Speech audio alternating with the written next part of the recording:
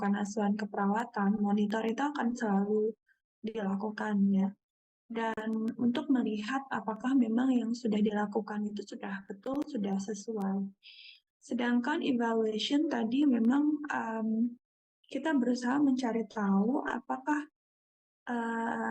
yang sudah kita lakukan itu sesuai dengan tujuan, sesuai dengan capaian atau kriteria hasil atau outcome yang direncanakan sebelumnya. Itu adalah evaluation yang biasanya apakah ada kesulitan dan hambatan di dalam beberapa hal. Nah, di dalam evaluation perlu kita lihat apakah hasil yang sudah kita dapat itu memang sesuai dengan yang sudah direncanakan di kriteria hasil sebelumnya gitu ya, outcome sebelumnya gitu ya. Jadi kalau urutannya kita di dalam asuhan keperawatan itu ada melakukan assessment ya, kemudian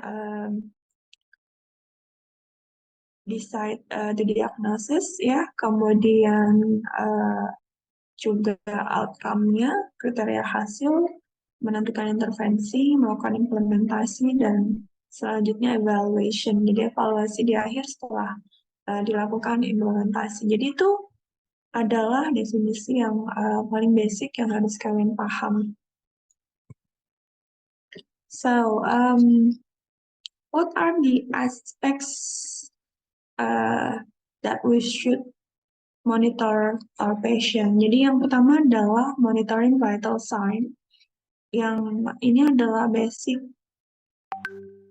things yang menggambarkan fungsi tubuh kita secara keseluruhan. So, because the vital signs are observations that taken to assess basic body functions.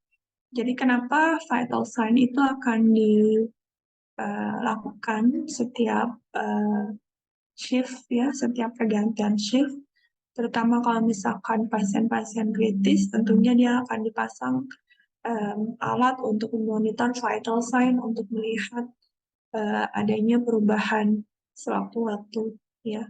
Itu adalah monitoring vital signs. What should we monitor in the vital signs?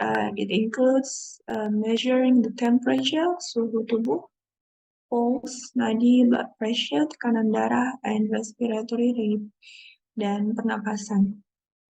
Jadi komunikasinya di dalam nanti pada saat melakukan TTV seperti biasa di fase komunikasi ya, nanti kan kalian biasa ditugaskan membuat video ya.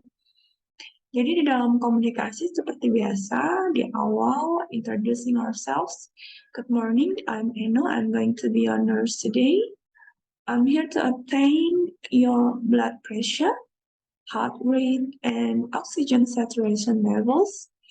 And this might take about 5 minutes. And is that okay with you? Gitu ya. Jadi orientasi menanyakan terkait dengan kesediaannya untuk diperiksa TTV-nya.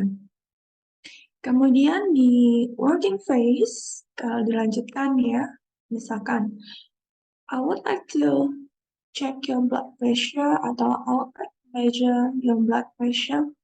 I would like to count your pulse untuk menghitung nadi. I would like to check your respiration. And I would like to measure your temperature. Biasanya kalau suhu tubuh, kemudian bisa saja kita minta permisi gitu ya untuk mengangkat tangannya gitu ya, kemudian memasukkan alatnya ke ketiak ya. Kemudian I would like to put this cuff around your upper arm, itu kalau misalkan memeriksa tensi. I would like to insert this thermometer into your armpit, itu yang memasukkan termometer ke dalam ketiak pasien, into your armpit.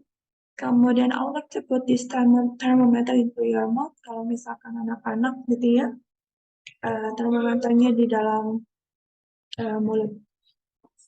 Kemudian di dalam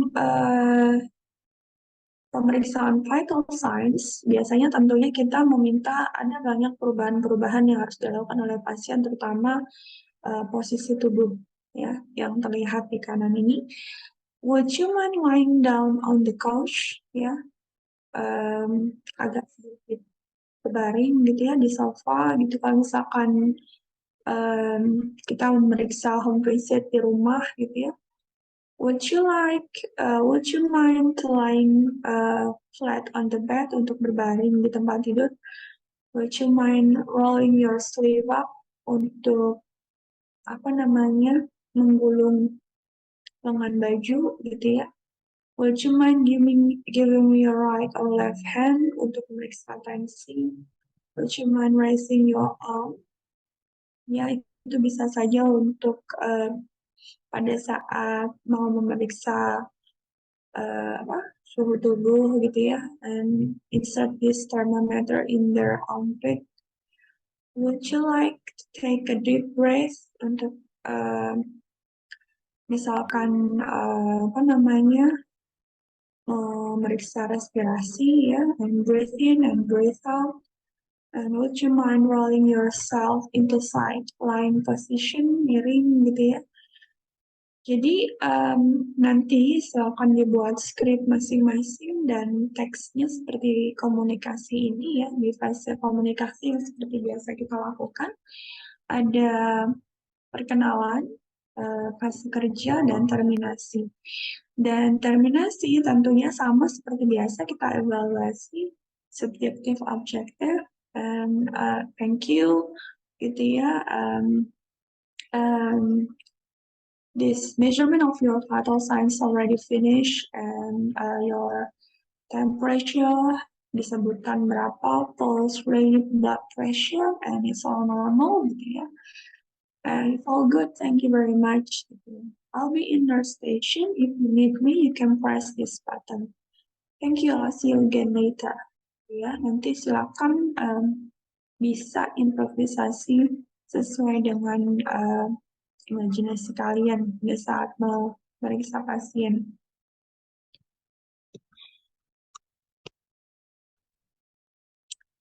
Oke, pada saat kita komunikasi dengan pasien, tentunya kita juga harus memahami ketika mereka bertanya apakah tanda-tanda vitalnya itu adalah normal atau blood pressure, tekanan darahnya normal. So, ketika mereka khawatir bahwa tekanan darahnya melebihi normal seperti lebih dari 120 per 80 gitu ya, kita perlu menjelaskan bahwa normal blood pressure depend on gender and age. So, based on your age now, what is your age? About 68, right? Okay, 68. So it might be normal as your age is elder, and it's all good, and don't think too much, and itu ya. Jadi bisa dijelaskan bahwa semakin tua usianya bisa saja tekanan darah itu bisa tinggi sedikit gitu ya. Kalau misalkan dia 140 per 80 atau 140 90 gitu ya. So, kita jelaskan bahwa yang paling penting adalah mereka harus tetap menjaga pola hidup sehat dan mengikuti pengobatan sesuai dengan anjuran dokter. And for children, blood pressure values on based on gender, also age and age percentile. Tapi biasanya juga pada saat memeriksa tekanan darah anak-anak juga tergantung dari kondisinya masing-masing ya, apakah memang bisa diperiksa atau tidak. Kemudian, in adults, normal blood pressure is approximately around 120 over 80, and in elderly people about 140 over 90. Ya, jadi semakin tua usianya mungkin akan semakin tinggi, tetapi ketika sudah 150 per 90 itu yang harus waspada. Kita juga bisa menjelaskan terkait dengan pengertian hypertension dan hypotension. So hypertension is the blood pressure that higher than about 160/90, and hypotension is blood pressure lower than about 90/60. So in the elderly, blood pressure tends to be above the normal adult range, ya, karena terkait dengan perubahan fisiologis di dalam pembuluh darah, ya, pembuluh darahnya semakin menyempit dan kaku, stiff, and also apa namanya, ada mungkin apa namanya, hambatan-hambatan terkait dengan kolesterol, ya, penumpukan kolesterol di dalam pembuluh darah, ya. Kemudian other factors influence individual's respiratory rate, termasuk exercise, sleep, the quality of sleep, maybe certain diseases, using of drugs, emotional reactions, and also pernapasan setiap orang tentunya berbeda tergantung dari jenis aktivitas dan juga usianya. Jadi bisa saja pada saat kita monitoring vital sign, nanti akan ada komunikasi terkait dengan apakah kondisi mereka baik-baik saja, dan kita jelaskan beberapa faktor yang mungkin related to their condition, ya, sehingga mereka tidak terlalu khawatir terkait dengan kondisinya, karena mereka juga sudah dalam proses pengobatan dan butuh waktu untuk semuanya menjadi lebih stabil. Itu yang paling penting dalam komunikasi terkait dengan vital sign. Oke, mungkin nanti juga perlu latihan terkait dengan how to pronounce istilah-istilah, ya, vocabulary di dalam vital sign, seperti thermometer, blood pressure, cough, sphygmomanometer, stethoscope, stress, dehydration, hypothermia, fever, and jangan lupa nanti juga berlatih bahwa ada istilah prefix and suffix seperti istilah yang biasa kita gunakan, istilah medis, ya, hypothermia. Jadi istilah semua yang related to thermia, it is the state of heat, menyatakan tentang panas. Cerebral menyatakan tentang otak, ya, relating to the brain. It is an absence of atau without, seperti contohnya apnea, ya, apnea. Below normal is hypo, or contohnya hypothermia. And relating to the heart, it's about cardiac tachycardia, bradycardia, cardiovascular. And if it is beyond normal, it is hypertension, hyperthermia, ya. And not, itu bisa saja abnormalities, tidak normal, abnormally, abnormal, tergantung dari konteksnya. New mengindikasikan tentang air atau breathing, seperti bradypnea, tachypnea, dan apnea. Jadi istilah prefix and suffix ini perlu dihafalkan karena sehari-hari terkait dengan nantinya pada saat kita realnya di rumah sakit akan banyak menemukan istilah ini, ya. Oke, contoh ini, ya, terkait dengan apa namanya, conversation terkait dengan ini, ya, contohnya. Good morning, Mr. Greenwood. I need to do your vital signs. Okay with you? Okay, but you did them a short time ago, didn't you? Oh no, that was 4 hours ago. And we have to do your vital signs regularly. Why is that? It's important to check that everything is alright. Can I take your temperature first? Oh, sure. I'll put the thermometer under your tongue to take your temperature, okay? Right. So it's about 37 35.9 degrees, and this temperature is a bit high. It was 37 degrees this morning, and that's normal. And this 37.9 degrees is a little high. Yes, I feel a bit sweaty. So let me take your blood pressure and pulse now. Okay, my blood pressure is usually a little low. I'm very fit, so it's usually quite low. So I've got the digital monitor here, and I will wrap the cuff around your upper arm first. There we are. Now I'll turn on the monitor and take your blood pressure. Okay, so the cuff is a bit tight now. Yes, it is a bit. It won't take long. There, your blood pressure is 8/50, and it is quite low, but if you are very fit with a low blood pressure, it is normal. So what is my pulse like? It's usually quite slow. I run every day, so I think I'm very healthy. And your pulse is quite slow as well. It's 58. That is okay because you play a lot of sport. And I'm going to check your oxygen sats as well. Why are you checking that? It's to see how much oxygen is in your blood. I'm going to put the sats prop on your finger now. Ya, saturasi oksigen. Can you put out your finger for me? Sure. Right, your oxygen sats are 99%. That's very good. I also counted your respirations. Really? Yes, it's better to check up respirations when they don't know about it. And your respiratory rate is 16. Is that okay? Yes, it just means that you are breathing 16 breaths per minute. Oh, that's a relief.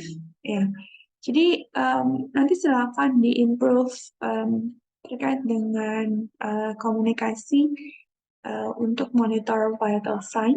Silakan diimprovisasi sebanyak mungkin ya supaya lebih komunikatif. Ya.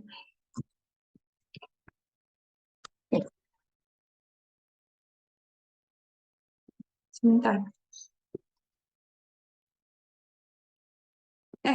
Tadi suaranya keluar nggak? Nggak ada ya? Saya muter video. Bentar ya. Menentukan outcome-nya. Kita salah satu outcome-nya misalkan terkait dengan keseimbangan cairan atau fluid balance.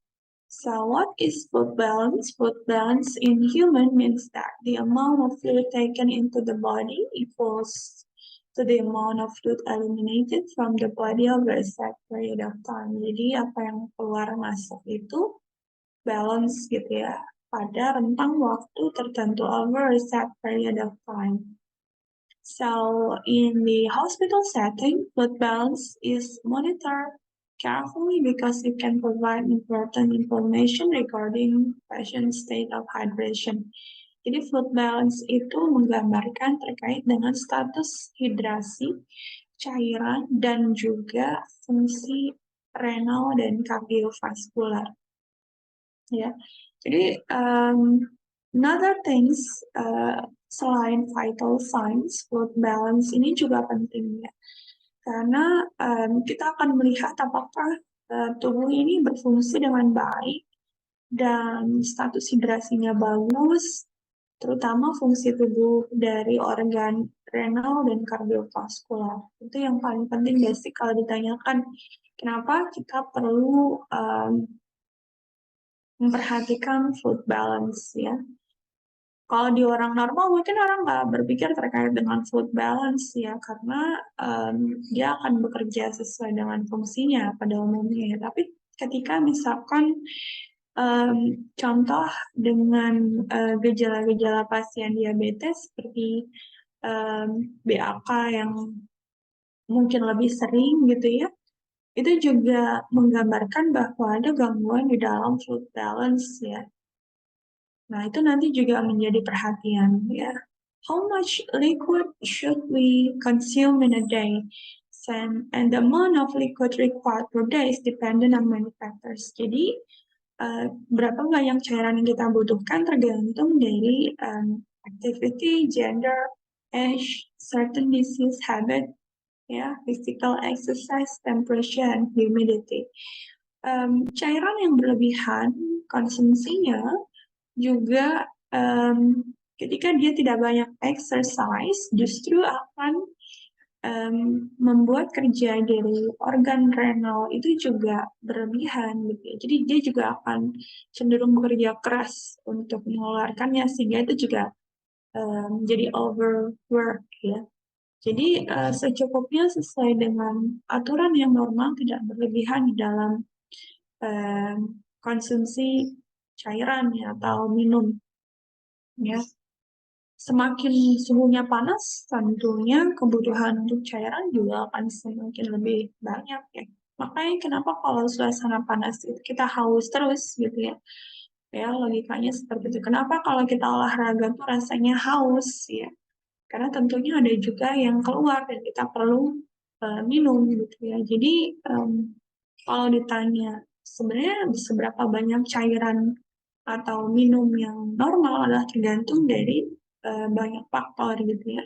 Jadi nggak bisa kita berlebihan juga kalau misalkan activity kita rebahan, tidak ada exercise gitu ya. Kemudian minum sampai 3 liter, nah itu juga menjadi useless. Ya, jadi perhatikan kalau misalkan ditanya terkait dengan asupan cairan, seberapa normalnya sehari-hari ya depends on many factors ya. Jadi utamanya misalkan 18 sehari ya itu mungkin sudah cukup gitu ya.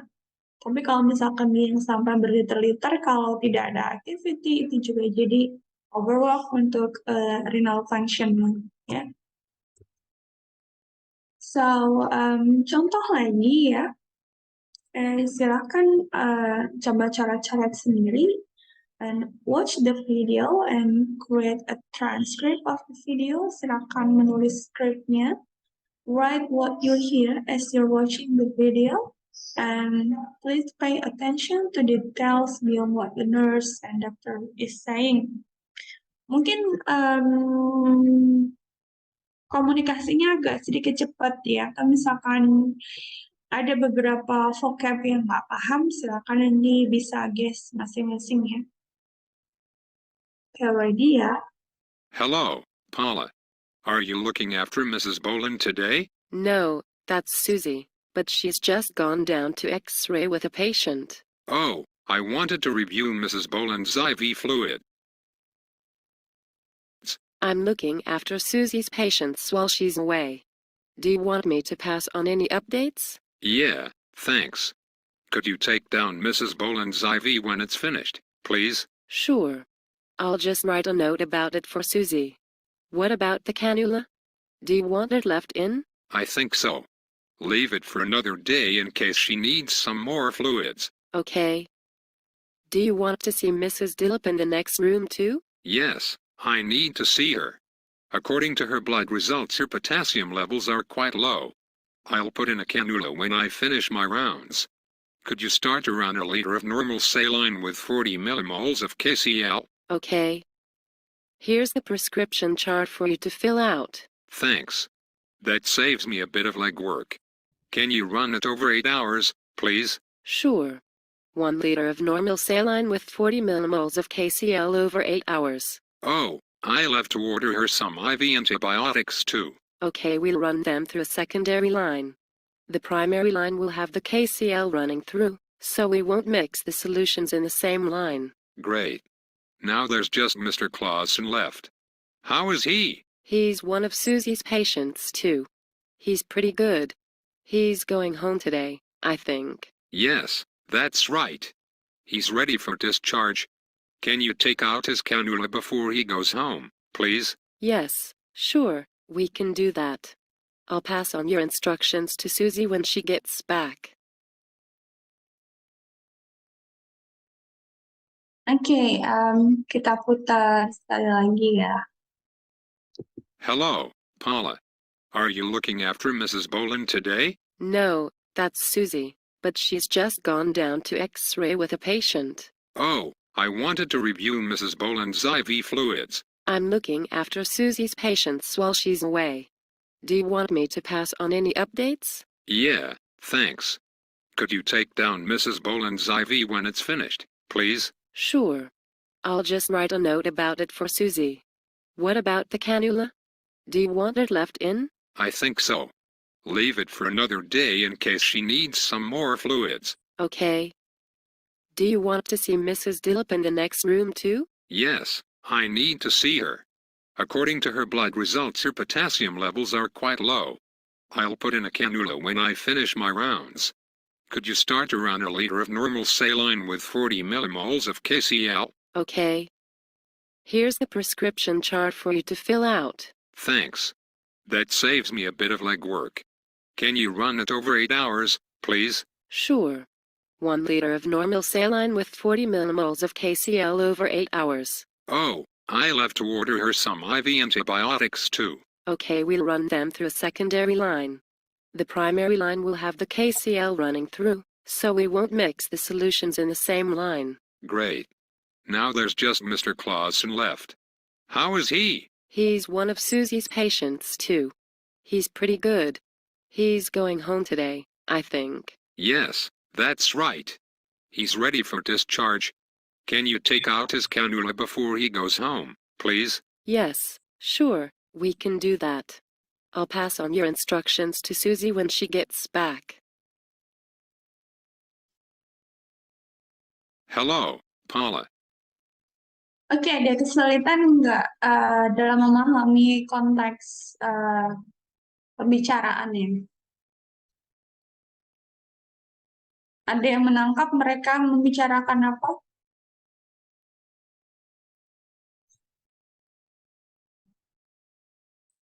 Dari yang saya tangkap, nurse, ini ada 3 pasien yang dibicarakan. Ya, tentang Tentang kondisi mereka masing-masing. ya, terus kondisinya gimana? Buat yang pertama tuh namanya Miss Pauline ya, nurse. Paula. Oh, Paula. Oke, jadi Miss Paula ini dipasang IV kanul, Oh, terus mau dipantau gitu oh, cairannya dia. terus, Terus yang kedua tadi Miss siapa ya? Cewek juga, oh, dia dapat orderan baru, oh, soalnya potasiumnya tuh katanya rendah, oh, normal salin buat 8 jam. oke. Terus, Terusan yang ketiga cowok, dia mau dipulangin. oke. Kita putar lagi yuk. Are you looking after Mrs. Boland today? No, that's Susie, but she's just gone down to X-ray with a patient. Oh, I wanted to review Mrs. Boland's IV fluids. I'm looking after Susie's patients while she's away. Do you want me to pass on any updates? Yeah, thanks. Could you take down Mrs. Boland's IV when it's finished, please? Sure. I'll just write a note about it for Susie. What about the cannula? Do you want it left in? I think so. Leave it for another day in case she needs some more fluids. Okay. Do you want to see Mrs. Dillip in the next room too? Yes, I need to see her. According to her blood results, her potassium levels are quite low. I'll put in a cannula when I finish my rounds. Could you start around a liter of normal saline with 40 millimoles of KCl? Okay. Here's the prescription chart for you to fill out. Thanks. That saves me a bit of legwork. Can you run it over 8 hours, please? Sure. 1 liter of normal saline with 40 millimoles of KCl over 8 hours. Oh, I'll have to order her some IV antibiotics too. Okay, we'll run them through a secondary line. The primary line will have the KCl running through, so we won't mix the solutions in the same line. Great. Now there's just Mr. Clausen left. How is he? He's one of Susie's patients, too. He's pretty good. He's going home today, I think. Yes, that's right. He's ready for discharge. Can you take out his cannula before he goes home, please? Yes, sure, we can do that. I'll pass on your instructions to Susie when she gets back. Oke, jadi kan ceritanya kan kalau kerja tim pasti akan ditanya tim yang lainnya mana, anggota tim yang lainnya seperti tadi ditanya oleh dokter ya. Eh, Nanyain, oh ternyata perawat Susi lagi ke bawah gitu ya. Lagi nemenin pasien atau lain lainnya. Pasti akan ditanyakan seperti itu. Ditanyakan kondisi pasien yang ini, perawat ini juga harus tahu ya. Jadi jangan sampai dia benar cuma taunya pasiennya doang. Karena setiap kali operan shift malam ke pagi, si pagi ke sore, sore ke malam, pasti mereka akan bersama-sama. Jadi nggak operan itu hanya pada pasiennya saja, tapi akan dijelaskan keseluruhan pasien di dalam satu unit ya. Misalkan ada satu unit ada beberapa kamar gitu ya. Nah itu akan dijelaskan sehingga dokter yang datang pada saat perawat yang merawat pasien tertentu tidak ada, perawat yang lain mungkin juga akan bisa mengetahui kondisi pasien temannya gitu ya, kondisinya bagaimana ya seperti itu. Sehingga karena dokter itu kan datangnya nggak mesti pada jam di mana bisa sinkron antara ketemu perawat dan dokternya gitu ya. Karena perawat itu juga pasti ada yang pergi ke lab, nemenin pasien periksa ini itu gitu ya. Jadi kita semua masing-masing juga harus paham terkait dengan kondisi pasien di dalam satu unit secara keseluruhan. Kemudian termasuk juga perintah-perintah dari dokter tadi terkait dengan kepulangan pasien. Kalau misalkan pasien sudah siap ready pulang untuk di apa namanya lepas selang infusnya, termasuk juga tadi pemberian antibiotik ya yang dipasang infus KCL untuk kondisi hipokalemia gitu ya, dan dipasang dua selang ya, satu selang infus, satu selang khusus obat gitu ya supaya tidak campur dan mengganggu gitu ya. Em, jadi di sana order-order dokter akan memperlihatkan sejauh mana kondisi fluid balance dari setiap pasien. Karena begitu dokter melihat dari dokumentasinya akan terlihat fluid balance yang dicatat sehingga dia akan lanjut order penambahan atau pergantian jenis infus ya, entah itu normal saline atau misalkan infus KCL seperti yang tadi ya, tergantung dari kondisi eh, masing-masing pasien dan juga pemeriksaan lab. Kalau dirasa bahwa dia mengalami hipokalemia, tentunya akan diganti jenis infusnya. Nah, itu yang perlu kita perhatikan. Oke, itu aja. Misalkan nanti prepare masing-masing untuk script-nya. Silakan improve sebaik-baiknya. Nanti materi saya akan upload di VLM. Untuk apa namanya videonya silakan improvisasi sesuai dengan fase komunikasi yang biasa dilakukan ya. Oke. Any question? Tidak ada? Kalau sudah tidak ada question, I see you next time karena saya lanjut ke kelas berikutnya. So thank you very much. Assalamualaikum warahmatullahi wabarakatuh. Good morning everyone. Thank you. Thank you, Nurse. Assalamualaikum warahmatullahi wabarakatuh. Thank you, nurse.